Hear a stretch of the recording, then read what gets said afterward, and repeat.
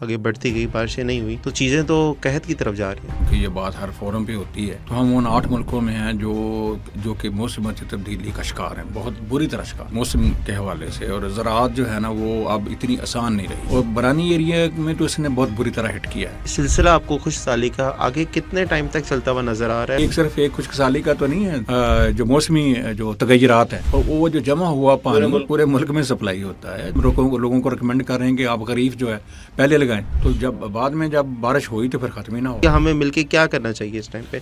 Climate change کے اوپر seminar کرنے، وہ اگلے 50 سال کے بعد کیا ہوگا، گلیشیئر میلٹ ہوں گے، کتنے ہو جائیں گے، زیادہ پانی ہوگا، بارشیں کم ہوں گی، زیادہ ہوں گی. تو یہ ہماری جو ایکو سسٹم ہے، یہ جو ہمارے علاقے ہیں. گندم کی فصل آپ نے جس سے بتایا گوب کی حالت میں، کھانوں کے لیے بھی کوئی ایڈوائزری ہے آپ کے پاس؟ ڈیولر کے استعمال سے آپ ہاتھ سے بھی لگا سکتے ہیں، ارلی لگانا ہے تاکہ اس سے پہلے ہیٹ ویو آئے، آپ کی فصل جو ہے اس ٹیسٹ سے پہلے ہی نکل چکی ہو. آپ کی فصل پہلے ہی بہتر کنڈیشن میں ہے تو وہاں آپ نے مزید فرٹیلائزر یوز نہیں کرنا.